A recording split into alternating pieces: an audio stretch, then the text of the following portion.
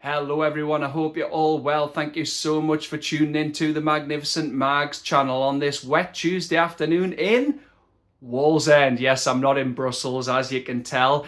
I wish I was over there. All the footage looks good from all the fans who are there. They're in good voice. And it's a country I've never been to, though. But I've also not been to Germany. I've been to a lot of Europe, but I've not been to those two countries. So I had to weigh it up. Did I want to go to Brussels for this match, or where most people are likely going in December? And that's, Cologne. We're staying in Cologne in December. But yeah, for Leverkusen away. Ticket or not, I am going to that game. That's already booked up. And it has been for a while, actually. I had to make a decision. I've recently had a £400 car bill. I've been to Seville. And I'm also going to Amsterdam 2 weeks today, where I will be doing a vlog for you, because I will be watching the Brighton game over there. It's a game I'm not going to this season. I've been there a few times, but we made a decision either to go there or a new stadium. One I've not been to, and I've just had it confirmed today. I do have a ticket for West Ham at the start of November, so yeah, I'm looking forward to that.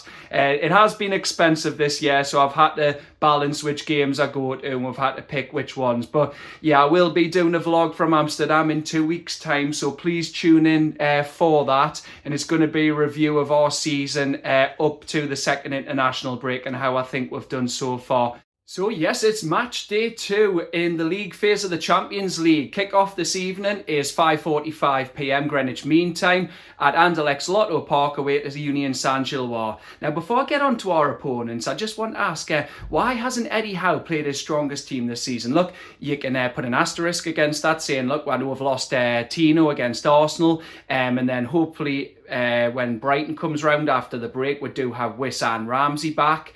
But if he does know his strongest team based on who he has available right now, why hasn't he played it in with more settled formation 4-3-3? And if he doesn't, is it because of those injuries and he wants to wait till everyone's available before he can decide? But I just feel it's very frustrating. I posted my lineup what I think it should be for this evening yesterday, and I said it should be Ramsdale, Trippier, Chow, Botman, Hall, Bruno, Tonali, Joe Linton, Elanga, Voltemada and Gordon.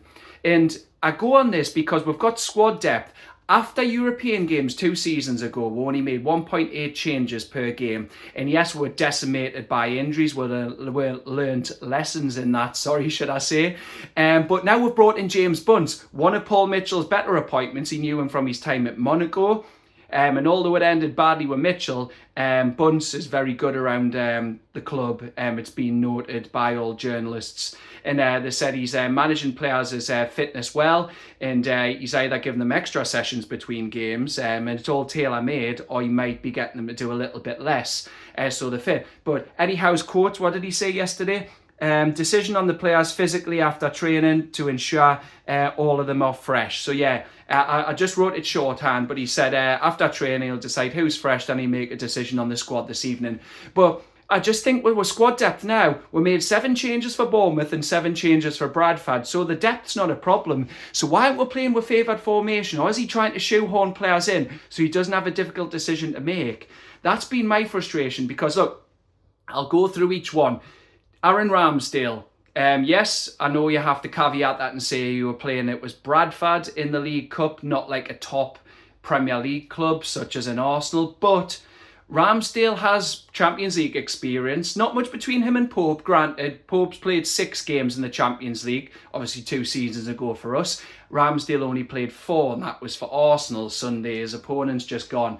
But Ramsdale just showed how much better he is with his feet. The players were so confident in passing him back. I said in my last video, like when it come to, was it the video before, sorry. I think it was my post-match Bradford video when they used him as an outlet when the passing lanes were cut off or they needed to relieve pressure. And I said 29 out of his 30 short passes and 3 out of 4 of his long passes came off. And in Europe, it's a much slower pace and much more technical. And I think we need to be progressive with our passing, because I felt we're a little bit negative on Sunday against Arsenal. We're set up to allow them territory, and a team like Arsenal, who are very good in possession and can dominate the ball, they didn't need an excuse to mop that invitation up.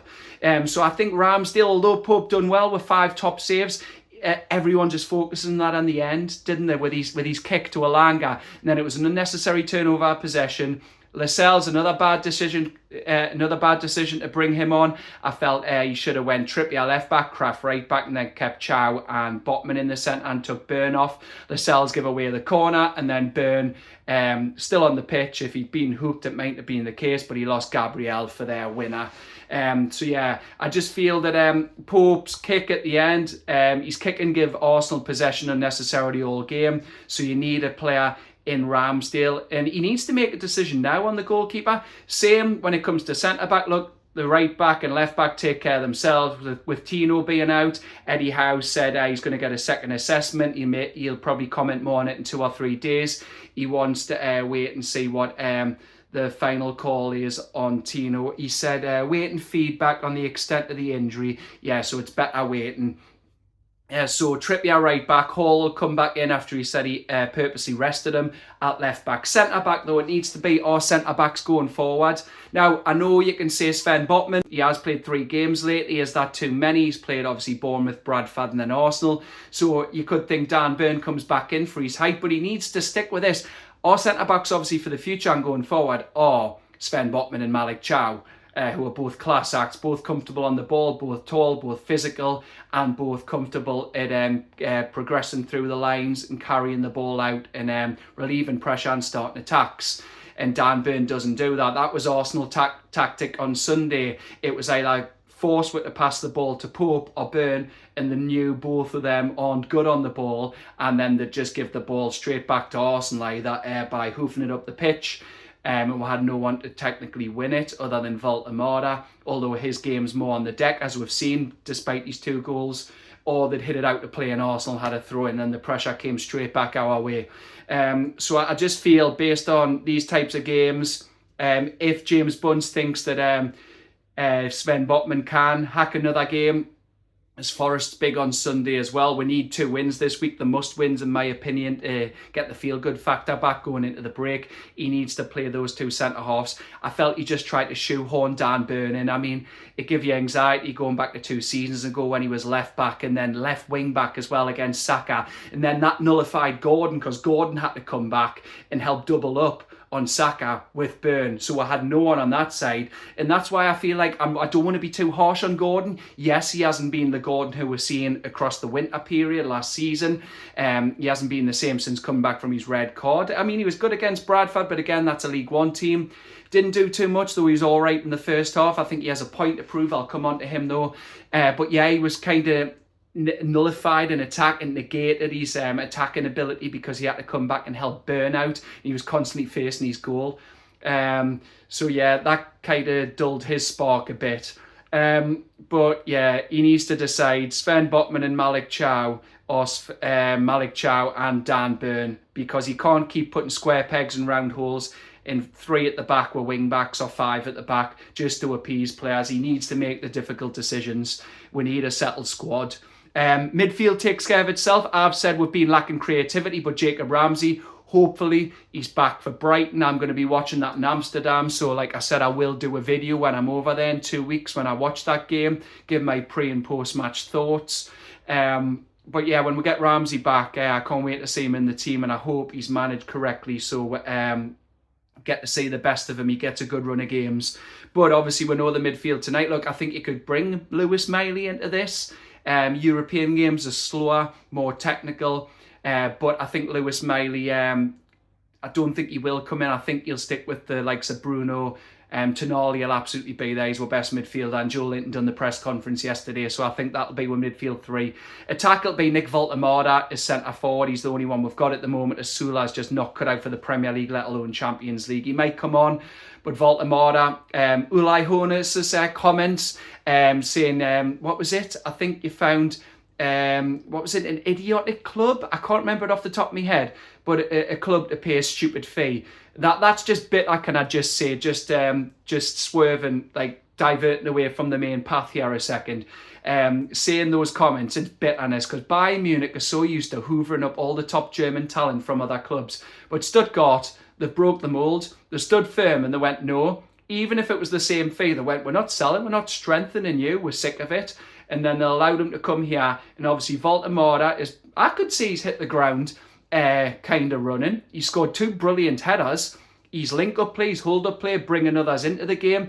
Yes, he's more of a 10 that he drops deep, but we haven't had runners going beyond him. He needs legs around him, and this is where I come on to the wingers. Yeah, I think he's done well, but as I said in my final word after the weekend, he needs legs, he needs runners around him, and he needs the rest of the team to contribute, and this is where it comes on to the wingers. Look, I don't think any of the wingers have done particularly well this season. Jacob Murphy's the only one who's registered what you'd call anything decent in two assists. He got one for, obviously, Voltemada's header against Wolves, and then Gordon's consolation against Barcelona. But the modern wingers are always like right foot on the left and left foot on the right. But I do sometimes like a kind of half balance. Look, Barnes and Gordon are both right-footed, so they will cut in. But I do like the fact that Murphy's naturally right-footed, so he will drive down that touchline when he can. He's still got a bit pace for his age at 30, and he can whip good crosses in. As we're seeing, Alexander Isak was awful again last night. I love Galatasaray's win. He's nothing without Jacob Murphy.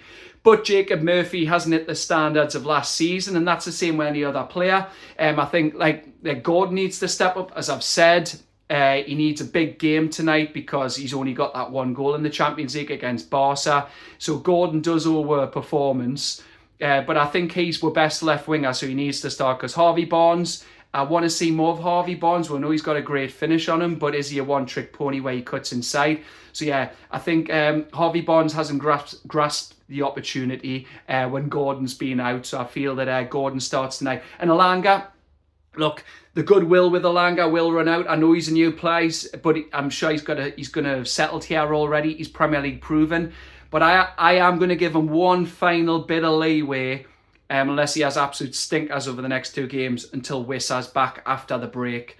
And then he'll get someone in there with proper service. Because Voltemada, he's gone the end of a couple of headers, and Elanga's final product's been wanting. But the wingers need to step up, like the midfielders, even the defenders. Everyone needs to chip in with goals. We're not doing that at the moment, and Voltemada can't do it all himself. So if we want to show we're a big club, we need to go and win this game tonight. Injury news, Lewis Hall's back after being rested, so he should slot in at left back. Do want to see Dan Burn there, please, not in Europe. And then we've also got Fabian Schär back. He's been out the last few games due to concussion protocols. And then obviously we're waiting for Wissa and Ramsey coming back after the break. But yes, getting on to our opponents. I believe they're the 12-time Belgian champions. They've had a brilliant rise up. Eddie Howe commented on it yesterday. Eddie Howe knows all about bringing clubs from the depths of the lower leagues to the top division. He done it with Bournemouth, so he's well placed to comment on them. And he said, I don't know too much about them. I just know they've got a couple of big physical strikers and they're a physical team. So they will put a lot of aerial balls into the box and try and test us. So that's where it comes down to the decision. You do play Malik Chow for his recovery pace, his strength and his height. But do you go with Dan Burn or Sven Botman? I nearly said Dan Botman or Sven Burn. I wish you could make them a hybrid. But yeah, he needs to make a decision at centre-back to try and combat that. And I've got to say as well, Union will be no pushovers, because I know they're not playing at the home ground. They're at Anderlecht Slotto Park due to their ground not being up to UEFA standards. That's how quick their rise has been. The ground's not good enough for European games. But hey, they're clear at the top of the Belgian Pro League at the moment. I've got it noted down here. So the 6 points clear in their last 5 results. They've won 2-0 at home to Westerlo, 2-1 away to Genk, 3-1 away to PSV in matchday 1 in the league phase.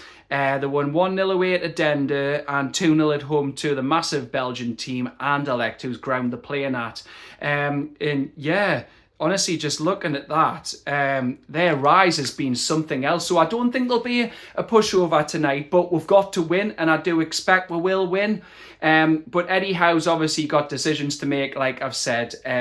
Dan Burn or Sven Botman at left centre-back. Nick Voltemada didn't play against Barcelona, but he needs to play tonight. He has to start this game, and his teammates need to start servicing him more. But yeah, like Eddie Howe said with the wingers, they've had no fluency. It's been stop-start for them, but they need to bring their best abilities, and that's assists and goals. And Eddie Howe's emphasised we need to perform because we haven't this season. Look, I know you can put in mitigation that we're missing a striker the first few games, but then we've had Voldemort. Yes, he's still finding his feet. The teammates are getting used to him, but we should have more points than we have. And I know you can say we have played all right. We're pushed 3 of the 4 best teams in Europe, according to the betting odds at the moment. The 4 favourites to win the Champions League, not in any particular order, are Barca, PSG, Arsenal and Liverpool. We've played 3 of them and only lost in the last minute narrowly to Liverpool and Arsenal. Pushed Barca all the way, and we've got PSG on the final day. But that's why these 6 games, it's like the previous format, these 6 games in between Barca and PSG are the ones we need to win, because we're not going to get anything at the Parc des Princes for them being the European champions. So what am I going? I'm going to say they will give away a test, but our quality should come through in the end, being the Premier League team, and I'm going 3-1 Newcastle. But anyway, that's it from me for now. I'm going to head to Tynemouth soon to meet my best mate. We're going to have a couple of drinks, get some scran, and then watch the match. So wherever you are, whether you're watching it from Belgium, why if you are, I appreciate it if you are, but just enjoy your time there, have your drinks. But wherever you're watching, thank you so much. Please don't forget to like, comment, share and subscribe, and whoever the lads. See you on the next one.